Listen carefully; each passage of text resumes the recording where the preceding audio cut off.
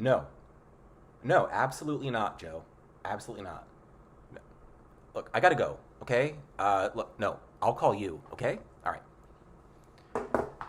Hello, everyone. Today we're going to talk about Frankenstein by Mary Shelley. Frankenstein is the next major text we're going to read together, and I want to give you a brief introduction to it before you begin reading.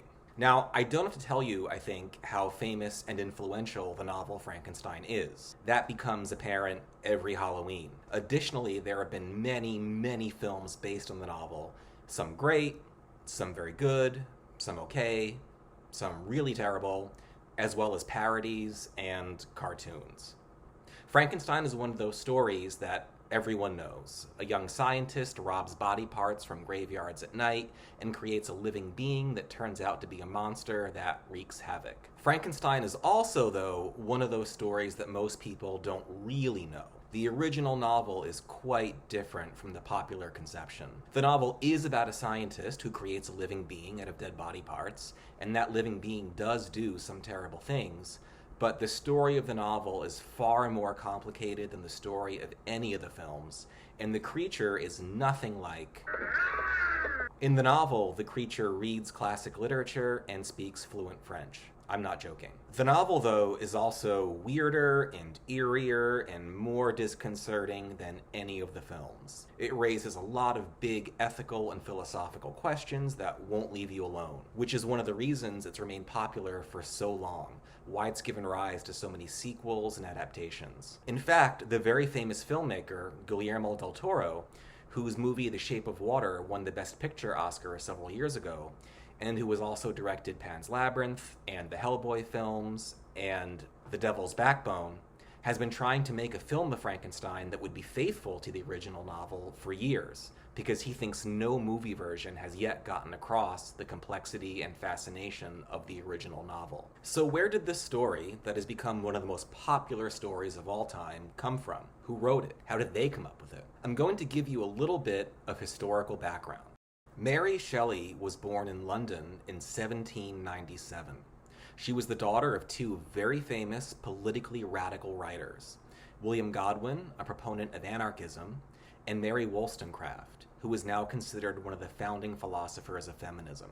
Mary Wollstonecraft died giving birth to Mary, so Mary never met her famous mother, but knew her only through her writing. However, as her surviving parent was a well-known writer, Mary grew up not only reading great works of literature, but hanging out with the writers of great works of literature. But when Mary Shelley was 16, she met and started an affair with a 21-year-old but already famous poet, Percy Shelley. Percy Shelley was already married, and Mary's father did not approve of their relationship, so Percy and Mary left secretly together for France. Mary became pregnant with Percy's child, but the baby was born 2 months premature and died after only a month, and Mary was haunted by visions of the dead baby. She wrote in her diary about a recurring dream she had after the death of her baby, which seems like it might have been relevant to the book she would later write. Sunday, March 19th. Dream that my little baby came to life again, that it had only been cold, and that we rubbed it before the fire, and it lived. Awake and find no baby. Mary and Percy spent the spring and summer of 1816 in Switzerland, in a house on Lake Geneva, with a group of friends who were also writers and intellectuals. The group would write during the day and go boating, and then stay up late into the night talking about literature and science, and also telling each other ghost stories.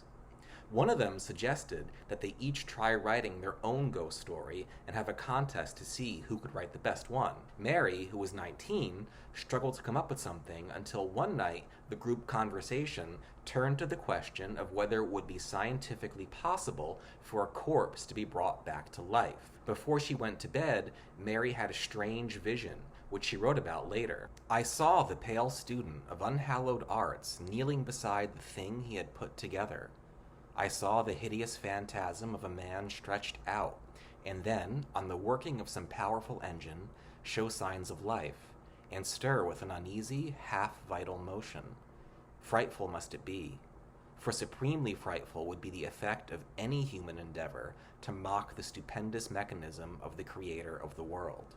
She started to write about this image, thinking it would be a short story, and it turned into the novel Frankenstein, which she published 2 years later, and which a few years after that was already being performed in a stage adaptation that became very popular, and which was the first of the many, many stage and film and cartoon adaptations that have been coming out ever since. As to how to read Frankenstein, I don't have much to say. The novel was published in 1818, but the language is very clear and very direct. I don't think you'll have trouble following the story, which is really immersive and engaging and suspenseful. I do want to prepare you, though, for the novel's beginning. The novel is probably quite different from what you're imagining if you haven't read it before.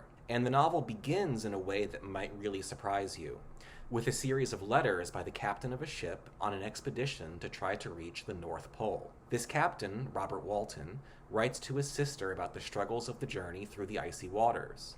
One day he writes to her that he and his men saw in the distance, on one of the ice floes, what looks like a giant man on a sled being drawn by dogs. And a few days after that, they see another man of normal size also being drawn on a sled by dogs. This man they take on board, and this man tells the captain his story. He tells the captain that his name is Victor Frankenstein, and he comes from a wealthy family in Geneva, and as a boy he became very interested in occult scientific practices. I'll leave it there.